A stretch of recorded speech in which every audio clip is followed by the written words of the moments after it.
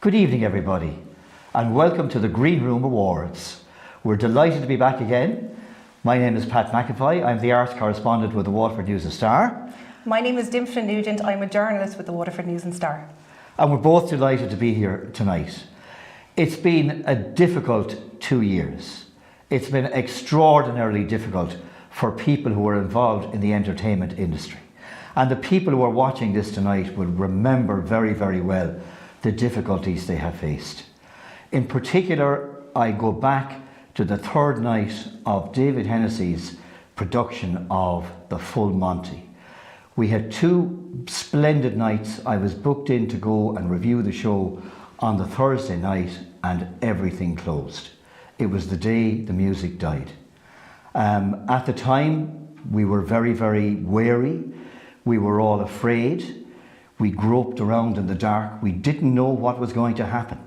But bit by bit, chinks of light began to appear. Intermittent lockdowns broke down for a while. We had intermittent valley periods in which some work was produced. But as time went on, people in theatre realised theatre had survived wars. They had survived pandemics. They had survived catastrophes. And they had survived. And theatre went on. And the thing that struck me most when I met people was the burning desire to bring theatre back to the stage. We did lose people. We lost Des Manna, a titan of the theatre. We lost Eric Sweeney, another titan of the theatre. And we lost friends, and we lost relations as well. But theatre came back, and in August of last year opened up in a really, really big way. So at that point, it became obvious to me again that for the first time in 2 years, the Green Room Awards were back on schedule. Lots of great things happened over the last year and a half. People went online. The Theatre Royal, in a big way, went online. There was plays that were produced from the theatre, plays that were written for the Theatre Royal. There was even a play that was streamed online from New York. Waterford Music went online and produced classical music concerts. Garter Lane went online and produced classical music concerts from Garter Lane as well. Exhibitions opened up. We went around with masks. We went around keeping our distance, but it was worth it. And we all felt we were out there again. So over the last 6 months in particular, theatre opened up, and I pay tribute to the people who stuck with it. People on that third night when The Full Monty was on had tickets booked, and also for the Friday and Saturday night, and never looked for a refund, and a GoFundMe page was organised and money flooded into it.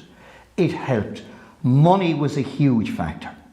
I'm just overwhelmed by the courage of people who mounted productions knowing that there was the uncertainty that all of this could close again. It happened in particular to 2 major productions, A Christmas Carol in Garter Lane and the Waterford Panto. They did everything to work around it, in particular the Panto, but the Panto was actually lucky that nobody went down ill. Unfortunately for Christmas Carol, somebody contacted COVID, and that brought an end to it. But the theatre opened up again. We're here again tonight, and we're here to celebrate the work, the diversity, the talent, the interest and the commitment of all artists that perform, that write, that paint, that sculpt, that lecture in the Dáise. So we're going to go with our first set of nominations. The nomination for Best Exhibition. The nominations are WIT Art Graduates Exhibition, 6 Degrees of Separation at Garter Lane. The Anna Shellberg Exhibition, Tramore Coast Guard Cultural Centre. The Lupita Sheehan Art Exhibition, Tramore Coast Guard Cultural Centre. And the Ben Hennessy Exhibition at the Goma Gallery of Modern Art, at the foyer of the Theatre Royal, and also in restaurants downtown. And the winner for Best Exhibition, Pat, is Ben Hennessy exhibition at the Goma Gallery of Modern Art. Our next set of nominations is for Best Book by a Waterford author. The nominations are Liam Cahill, From Shore to Harama, In Spanish Trenches, Barry McLaughlin and Dr. Emmett O'Connor, Liam Odie, Agus Ruberb, Roisin Sheehy. And the winner for Best New Book by a Waterford author is Liam Cahill, From Shore to Harama. Finally, in this section, the Best Radio Series. Now, we only have one nomination here, and that is why TBA came into the Waterford Green Room Awards in the News and Star to be announced. And the winner for the Best Radio Series is Catherine and Roseanne Foley, Muintir na Naoise on WLRFM. Pat, not only a terrific series of nominations, but a terrific win for Ben Hennessy. What was your thinking around Ben's exhibition? Well, Ben Hennessy is a legend in theatre and art, the art world in Waterford. I think as we speak, he's out in Turkey teaching kids art. He's had exhibitions all over Waterford. He's designed sets. But this related specifically to exhibitions, and it was the breadth and the scope and the scale of the exhibition that impressed me most. The exhibition took place not in just in one centre, but in various centres, and people who went in engaged with the work and stood back and admired it. I watched people in the foyer of the Theatre Royal in particular. There was one huge painting there, and people stood and looked at it for ages, and then wandered around and watched the other pictures. So I was really impressed with Ben's work, as I always am. So I think he's a very, very fitting winner. Pat, a really terrific publication by Liam Cahill. I mean, what can you tell me about the publication? You know, when was it released, Pat, and what was your impression? Well, it was released last year, and it has an extraordinary resonance with the current situation in which we face ourselves. Mossy Quinlan was from South Parade in Waterford. He, along with a group of very young and idealistic men, Peter O'Connor was another from the Mall in Waterford, went to fight for the International Brigade in the Spanish Civil War. These young people went out to fight. They really didn't think they were coming back. And their story has largely been lost in the Spanish Civil War, because the story of the Spanish Civil War is enormous. But when I look at the people, the young men now, who are leaving their families and going back to Ukraine to fight for Ukraine, the analogy is so strong. The story by Liam Cahill is extremely well told. It's a simple story. It's a direct story of Mossy Quinlan and his fate and his death at the Battle of Jarama when the irregulars were defending the road to Madrid. So it's a great story. It embraces lots of Waterford people, and that's what drew me to it.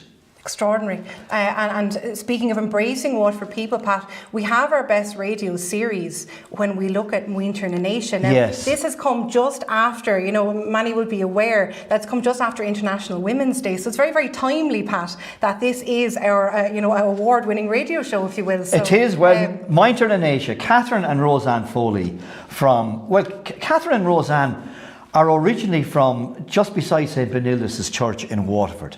Their father was a manager in the foundry, but he was quite taken with the heart issues and left and went down to live in Ring when the girls were about 9 or 10. They enrolled in Ring in the National School in Ring, and they've spent all their life down there.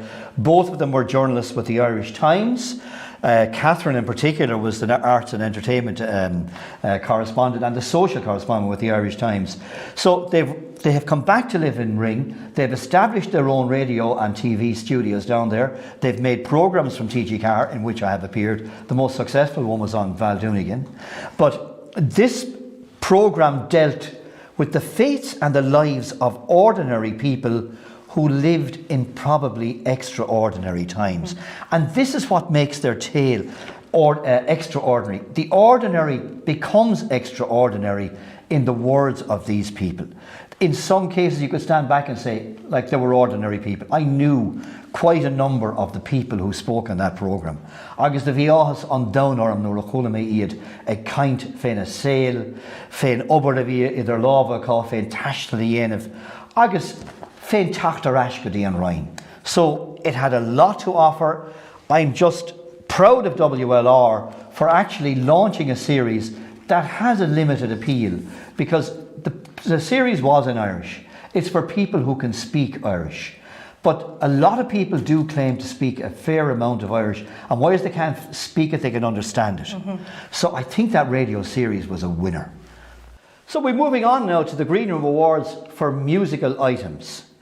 And our first set of nominations comes for the Best Youth Show. Now the nominations are David Hennessy's Musical and Dramatic Society Disney Classics at the Theatre Royal Online, the Irish Association of Youth Orchestras Online, the Jack Cunningham Stage School production of Disney in Concert at Christchurch Cathedral, and finally A Spoonful of Sugar from Stagecoach Theatre School, Stradbally. And the winner for Best Youth Show is A Spoonful of Sugar, Stagecoach Theatre School, Stradbally. The next set of nominations are for the Best Youth Performance. The nominations: Quinn Donnelly, A Spoonful of Sugar, Stagecoach Theatre, Stradbally. Charlie Marr as Romeo for Romeo and Juliet, and Devlin Lonergan, also Romeo and Juliet. And the Best Youth Performance is Quinn Donnelly, A Spoonful of Sugar, Stagecoach Theatre School. Pat, a terrific night for the Stagecoach Theatre School in Stradbally. What was it that made them, on both counts, stand out? This was a really magic performance, without a doubt. Stagecoach have been producing wonderful stuff out there in Stradbally for quite a few years now. The number of kids that they have brought on fills me with optimism for the future. Whenever I go to see a youth show, I am delighted, because I was heavily involved with youth shows myself. I know the difficulties, but I also know the commitment that young performers bring to it, and the energy and the enjoyment and the delight. And all of that was there in all of the performances and in all of the other nominations. But A Spoonful of Sugar for me had something extra. One thing about the variety show is that it had song, it had dance, it had mime, it had poetry, it had sketches. It was truly a variety show in every aspect of the term. So that's why, more than any other group this year, I felt that A Spoonful of Sugar from Stagecoach really deserved it, along with the most beautiful set and an incredible rocking horse that would have set a fortune on Antiques Roadshow. And Pat, Quinn Donnelly, I'm right in saying she's quite young, but definitely it's not the last we're going to see of her. Oh, absolutely not. Quinn Donnelly has a remarkable voice. For a young girl, she's only about 11, she has a great stage presence, she's very, very likeable. But the truly extraordinary thing about Quinn's performance was that while she had a part in the show, the child playing Mary Poppins actually went down ill. And Quinn stepped in literally at the last minute, learnt the entire script, was utterly comfortable on stage throughout, and utterly likeable, and in the best theatre tradition, rescued the show. So well done to Quinn Donnelly. This is well deserved. So we're moving on with the musical nominations, and we're dealing here with the Best Concert and the Best Choir. The Best Concert nominations: the Lions Club Christmas Concert at Waterford Cathedral, celebrating Eric Sweeney, Christchurch, Waterford. Waterford Music presents Tamsin Wally Cohen and George Foo at Garter Lane, the Vanessa Whelan Concert at Christchurch. And the winner of Best Concert is the Lions Club Christmas Concert at Waterford Cathedral. The nominations for Best Choir, now we only have two nominations. They are the Mount Sion Choir and the Waterford Lions Club Christmas Hamper Choir. The reason is the difficulty there was for choirs to rehearse and perform during COVID. And the winner of Best Choir is the Mount Sion Choir. Pat, the Lions Club Christmas concert, it's almost an institution at this stage, isn't it, in Waterford? What was it specifically that stood out this year? It was just such a remarkable organisation of all of the available talents under extraordinary times. It came at the time when the lockdown came back in again, so that rehearsal really went out the window.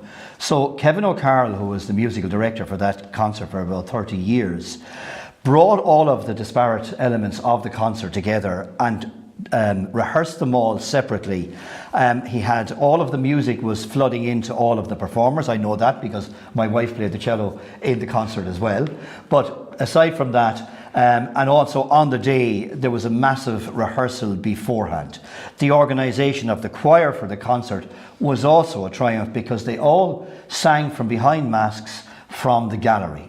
Outside in the street, there were screens outside on the street because the concert was ticket only. It was a restricted entry to the concert, but the screens on the street brought flocks of people to watch it over the Saturday afternoon. There was lots of money collected for the Waterford Lions Hamper Club appeal, and it was just a very, very moving concert. I sat there doing the review, and there were times I was moved to tears during it.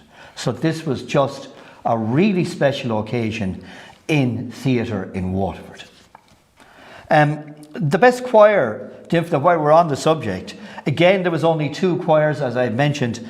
You know, it was a terrible time for choirs. They couldn't really rehearse. It was extraordinary that choirs managed to do it. But the Mount Sion Choir never ceases to amaze me. They pop up everywhere. I was in the foyer of the Waterford University Hospital on one occasion at lunchtime, and the choir appeared and performed for about 50 minutes. Now, the foyer of a hospital isn't the greatest place in the world to find an audience. The audience absolutely loved it. Their engagement with people, their ability to go out and fundraise for charities. They've recorded a CD with a singer, I can't remember his name now, but all of that happened throughout all of the lockdown, and they've kept the choir going. So I'm full of admiration for them. So they're well deserving winners of this year's award for Best Choir. We're moving on with the nominations for musicals. And we're coming to the very heavy awards here now. Best Choreographer. The nominations are Donna Murphy, Sleeping Beauty Panto, Theatre Royal.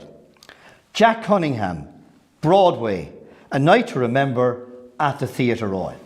And the winner for Best Choreographer is Jack Cunningham for Broadway, A Night to Remember at the Theatre Royal. The nominations for Best Musical Director. The nominations go to 2 people. Wayne Brown for Sleeping Beauty Panto, Theatre Royal. Kevin O'Carroll for the Waterford Cathedral concert of the Lions Club. And the winner for Best Musical Director is Kevin O'Carroll for the Lions Club concert at Waterford Cathedral. Best Director in a Musical or an Opera. Again, we have 2 nominations. The nominations are Jack Cunningham for Broadway, A Night to Remember at the Theatre Royal, and Tony Corcoran for the Sleeping Beauty Panto, also at the Theatre Royal. And the winner for Best Director in a Musical is Tony Corcoran for Sleeping Beauty for the Waterford Pantomime Society. So finally, the nominations for Best Musical, the big one. The nominations are Jack Cunningham's Broadway, A Night to Remember at the Theatre Royal, Tony Corcoran for Sleeping Beauty, the Waterford Pantomime Society, and again, A Spoonful of Sugar, Stagecoach Theatre School, Stradbally. And the big one, the winner of Best Musical for this year at the Green Room Awards is Sleeping Beauty for Waterford Pantomime Society. Pat, music and theatre came back with an absolute bang in the last year, as evidenced by these nominations and these winners. What was your impression over the last year? Well, normally we would have more musicals than we had, but it was wonderful to see the 2 musicals that were mounted. There were musicals of a very, very high quality. Jack Cunningham's one, Broadway, A Night to Remember, was a really special performance. It was a variety performance, but there were lots of excellent performances and excellent singers and dancers in the show. But it was a really good show. And also then the Sleeping Beauty Panto, Waterford Pantomime Society are probably one of the best, if not the best, amateur pantomime society in the country. Their production standards are phenomenal, and I must also pay tribute to them for screening 2 of the recent pantos during the lockdown. They screened them online from the Theatre Royal, and it was wonderful to see it. So it's been a slimmed down version of the musical awards, but they have been good. Jack Cunningham is the worthy recipient of the Best Choreographer. Jack has just finished a degree in drama and dance in Dublin, and he's back in Waterford. He has his own theatre school. He's producing great work already. He's already produced two major pieces of work, and he is producing Steel Magnolias in a month's time in Garter Lane. So no end of enthusiasm. Donna Murphy was also an excellent choreographer. But between the 2 on the day, I decided it was Jack Cunningham's gong this year for Best Choreographer. In terms of musical director, I have to go back to Kevin O'Carroll for the Waterford Lions Club concert.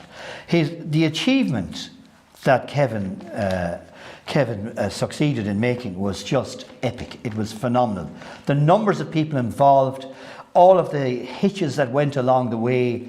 He would say himself that he begged, bullied and cajoled people into performing, and the concert on the day was just wonderful. So Kevin O'Carroll is a really worthy recipient of that. Best director in a musical and the best musical itself, Tony Corcoran. Not only does Tony star in the panto as the Dame, and also insulting people, particularly critics from the News and Star. Whenever I'm in, I always get a terrible time. But anyway, Tony Corcoran is just a past master at production, and his direction is second to none. He seems to know instinctively what matters. There was a video screen at one stage that was on a spaceship that featured John Milan in the back. I have no idea what John Milan was doing there, but he was brilliant, and the audience absolutely loved him. So for entertainment value, Sleeping Beauty wins the gong this year for Best Musical, and well deserved. Thank you, Pat. So we're moving on with the awards for drama. Now, I should explain at this point that there is an overlap between musical and drama. Everybody will understand, because a lot of people are involved in both spheres. So I'm doing the technical awards first. The best costumes, the nominations are obviously Sleeping Beauty, Theatre Royal, Waterford. A Spoonful of Sugar, again for Stagecoach Theatre Company. And A Christmas Carol at Garter Lane, Waterford. And the winner for Best Costumes is A Christmas Carol at Garter Lane. Best Stage Management. The nominations are the Lions Club Concert Christmas Appeal and the Sleeping Beauty Pantomime at the Theatre Royal, Waterford. And the winner for Best Stage Management is Sleeping Beauty by Waterford Panto at the Theatre Royal. Best Sound and Lighting. The nominations: Sleeping Beauty, Theatre Royal, Waterford; Flood, Theatre Royal, Waterford; and A Christmas Carol at Garter Lane, Waterford. The winner for Best Sound and Lighting are Jamie Beamish and Heather Troy Whelan for A Christmas Carol at Garter Lane.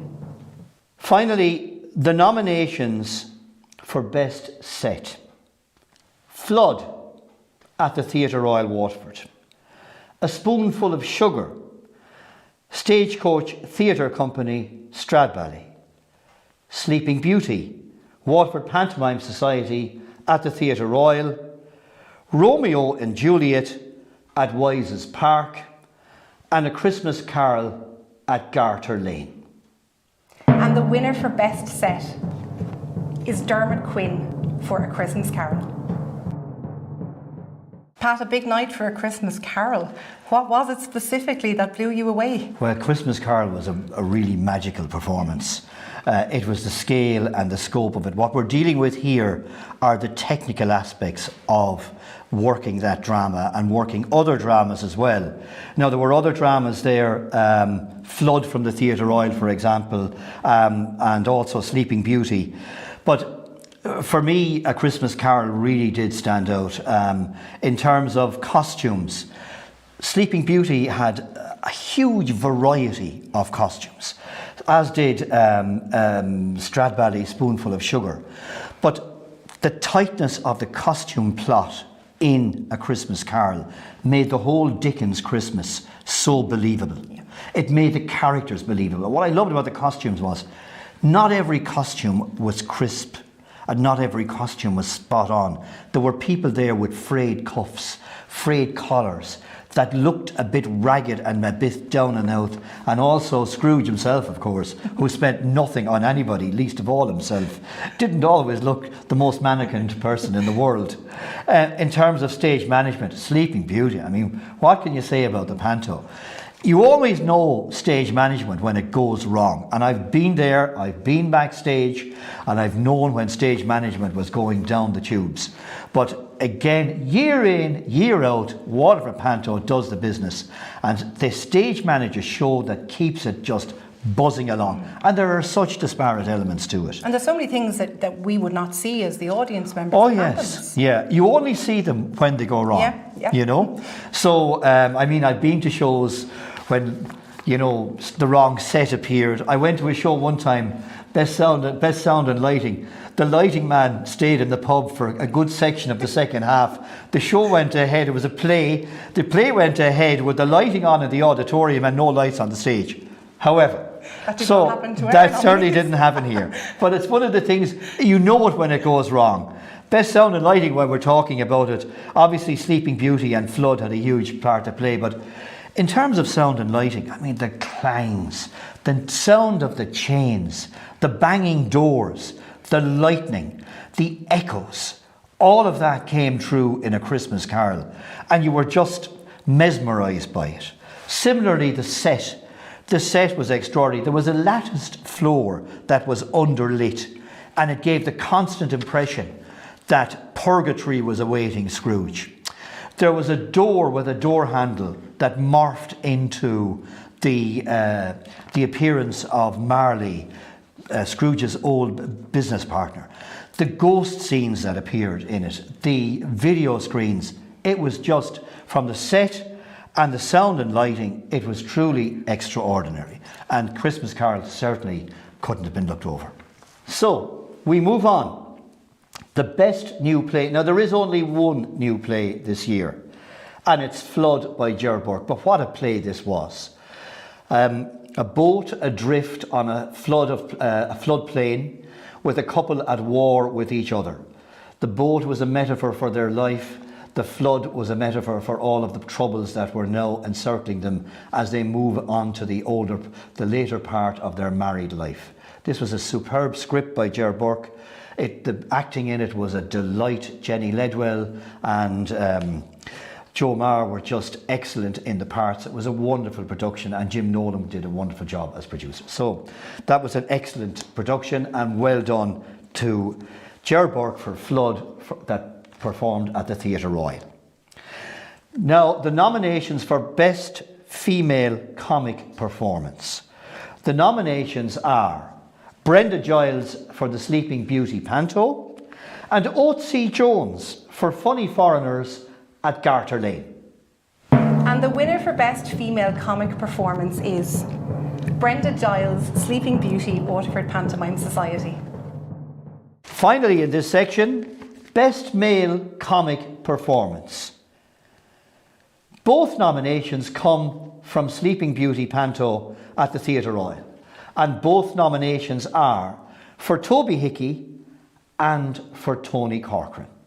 And the winner for Best Male Comic Performance is Toby Hickey for Sleeping Beauty by the Waterford Pantomime Society. Pat, this year more than ever, we have needed comic performances, so much so. What was it about both Brenda and Toby that really made them stand out? Well, it's the laughability, I suppose. Both of them have the laughability factor. I mean, Brenda is, in many ways, she's a total failure as the baddie in the panto always, because the audience seems to just love her. I was there one night at the sensory performance, and Brenda came out and with her usual scowling self, and some kid in the audience announced it. Don't mind her, she's lovely. She works in our school. So Brenda has a wonderful flair for comedy, and she has a wonderful flair for bringing other people into comedy. She works as a straight person. She also works to deliver the gags, and she's got great stage presence, and she just loves what she's doing, and that comes across so well. Much of the same can be said about Toby Hickey. Toby is, at this stage, he's a legend in the theatre. Toby started acting with me. I'm ashamed to say he's the only one of us that's left, and probably because he was the most talented. Mm-hmm. But Toby is a wonderful straight actor, and Laurence Olivier once said that the best comics are straight actors. Toby is a wonderful straight actor, but he's got that great sense of mischief. He's also got a beautiful musical voice, and it's time that the panto left him sing. But in terms of a comic performance, it was just yet another one of a string of excellent comic performances from one of Waterford's best ever performers. So well done to Toby, and well done to Brenda. The nominations for Best Supporting Actress.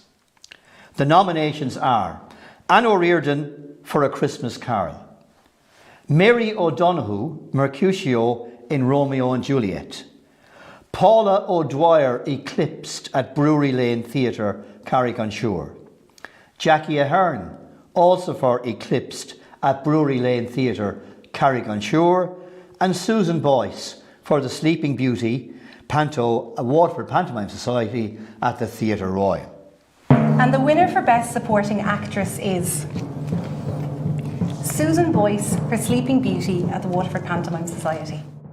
The nominations for Best Supporting Actor. The nominations are Kieran Welsh, Bag of Cans at the Theatre Royal, Waterford Online, Mark Fitzgerald, Beauty Queen of Lenan, Theatre Royal, Waterford, and Joe Marr, A Christmas Carol at Garter Lane. And the winner for Best Supporting Actor is Joe Marr for A Christmas Carol at Garter Lane.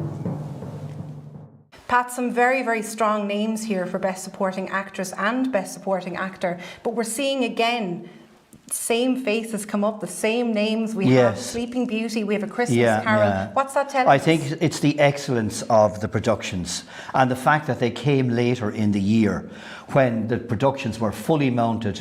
There was a massive audience in front of them, and they had all of the weight of all the production behind them as well. So they came later in the year, and that was a big advantage to Sleeping Beauty and Christmas Carol.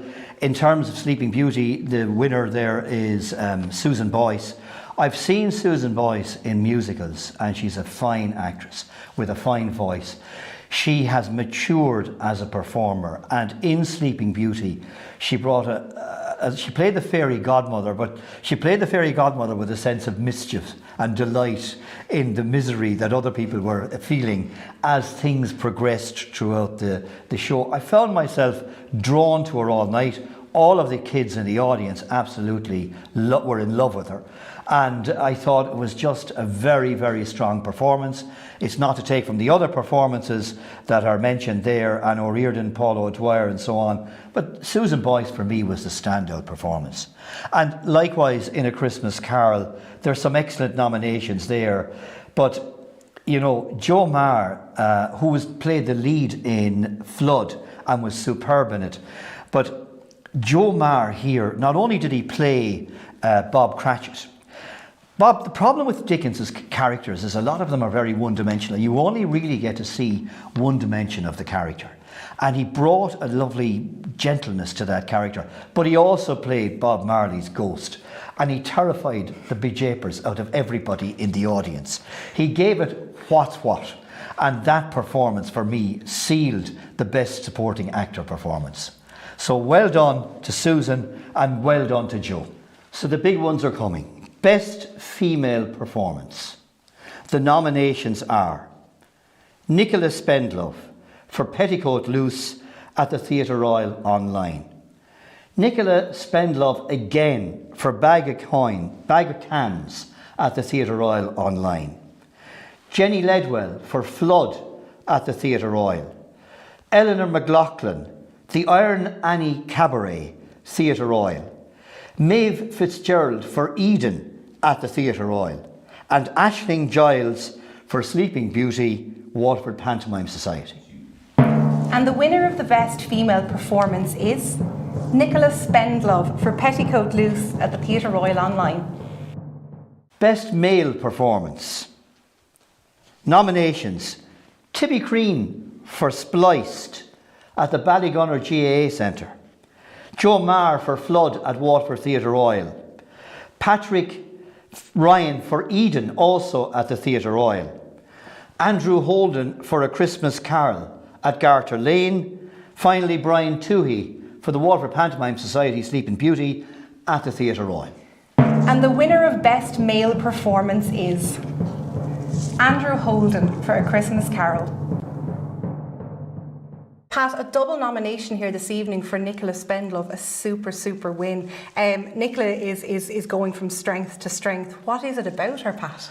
Oh, I think it's the intensity she brings to the part, the asides, her facial gesture. She really lives the part. Mm-hmm. I mean, these are two totally different parts. Petticoat Loose and the other one, Bag of Cans, which is the story of a girl who is an alcoholic.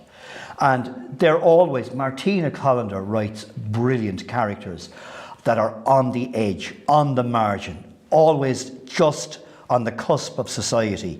And really, they're difficult to love at times. And, you know, Nicola brought that intensity of character to them. She's a fine writer in her own regard. And also she revealed an astonishing video presence online when in both of those performances. So they came early in the year, but they were never to be forgotten performances. I hope they get to be repeated again. But well done to Nicola. It was a superb performance and well deserved. The best male performances, again, some super performances here. Timmy Creed played the part of, I don't know what exactly you would call him. He was a hurler in denial. So when you went into the Ballygunner GAA Centre, he was whacking the slitter off the wall. He was giving out about his life as a hurler and so on. So it was a very intense performance and a very strong one. Joe Marr in Flood was just superb in it. Patrick Ryan in Eden as the husband chasing something that he's like a dog chasing after a shiny red bus. He wouldn't know what to do when he got it. And there was always that feeling that was there. Brian Toohey in Sleeping Beauty. Brian never gives a bad performance. But there's no doubt that Andrew Holden's performance this year was the standout performance. The problem with Ebenezer Scrooge is it's so easy to descend into complete caricature. Nasty old man, nobody likes him, he doesn't even like himself, and the redemption when it comes is just, it's hard to believe. Andrew was wonderful. When you looked into Andrew's eyes, there was always the self-doubt there. There was always the feeling that maybe I'm wrong, that things have conspired against me and life has twisted me into the person I am. But beneath it all, there was a wonderful humanity. Andrew Holden brought out all of that. His performance was a joy.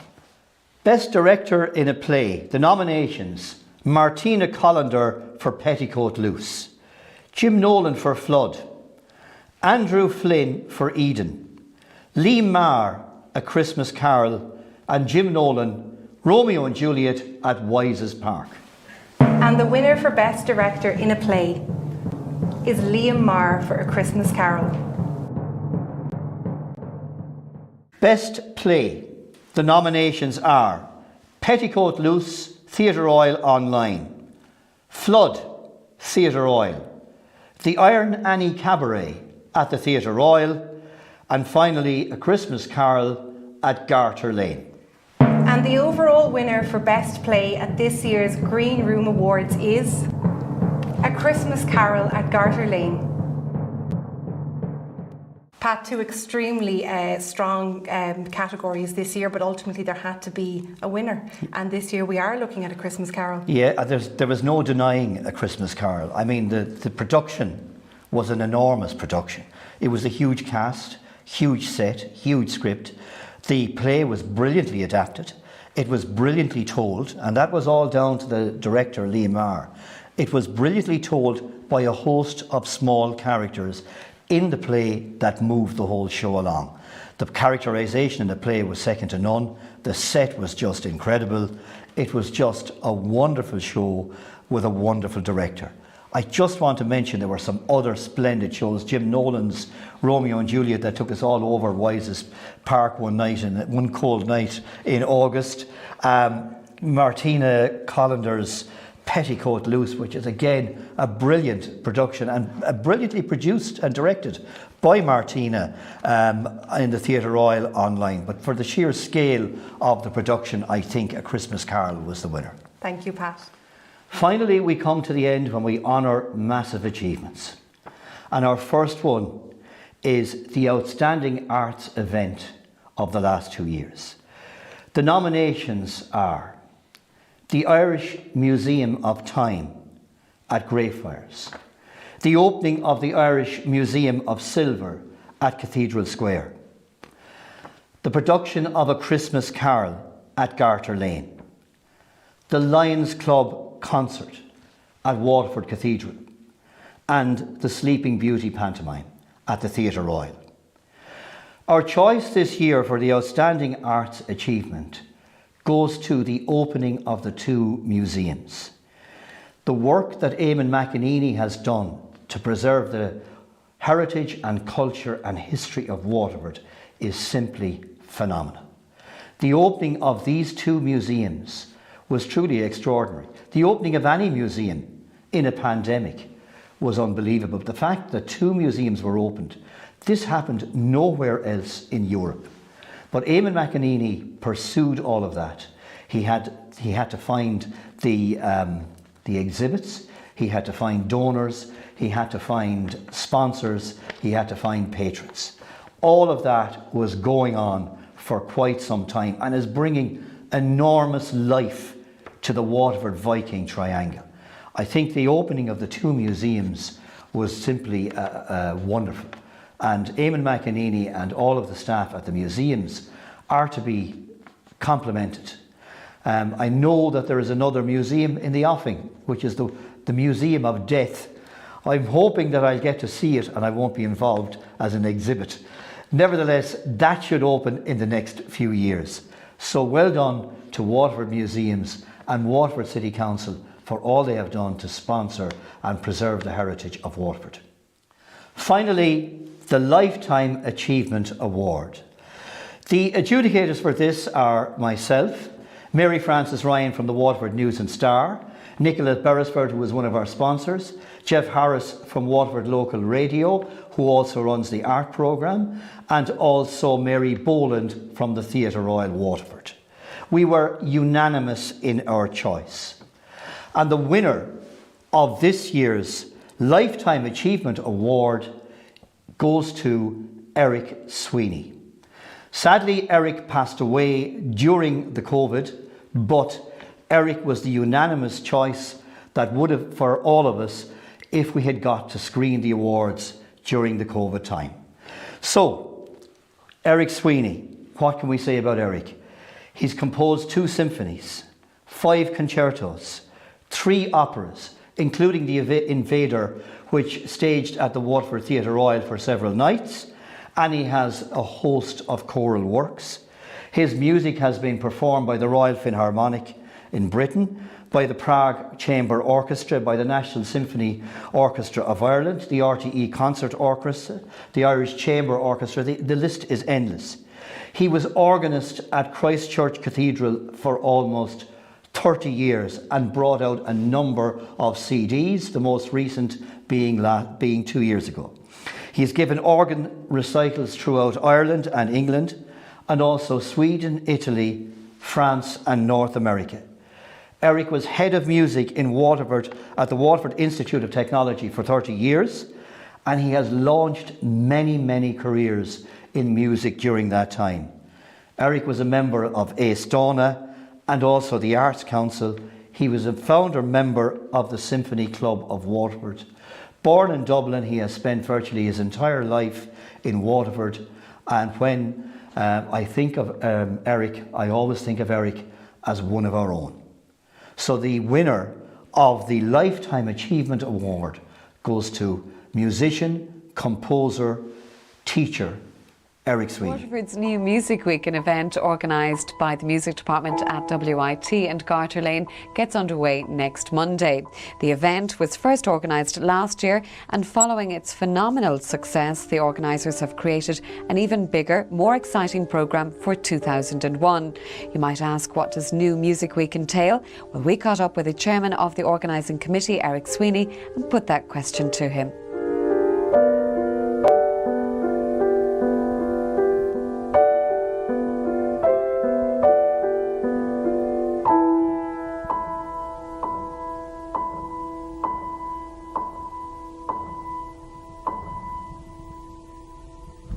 That was lovely, Eric. That's just a taste of what's to come next week for the Waterford New Music Week 2001. That's the second year. Can you tell us what's in store for some people that are going to be attending the event? This year we're concentrating on the music of Louis Andriessen. He's the most famous Dutch composer working today, a very interesting composer. His own background comes from jazz and rock music, and he's got a strong socialist interest as well. One of his most famous pieces is called Workers' Union.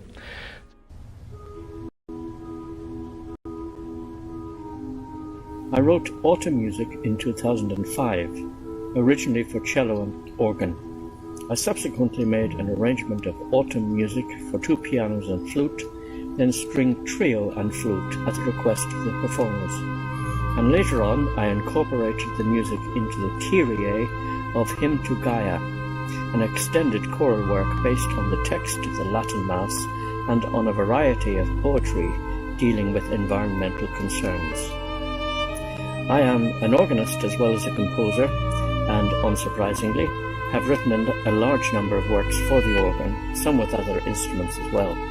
So I was happy working on home ground, as it were. And that brings us to the end of this year's Green Room Awards, a night where we have celebrated the vision and the talent that is present across Waterford City and County. Pat, what can we expect for next year?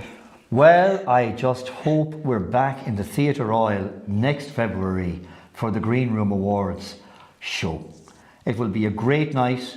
We will have the same as we had 2 years ago, a celebration of all the performances, all the arts, all the activities that is going on in the Waterford art scene, and we hope to sit down with the entire Waterford arts community around us. So we have that to look forward to. I'm delighted we got to bring you this year's Green Room Awards. It wasn't a great year, but we're back, and we have great hope for the future. I've already reviewed God knows how many shows since the theatres opened again. So next year, Daphne, we'll be in the Theatre Royal.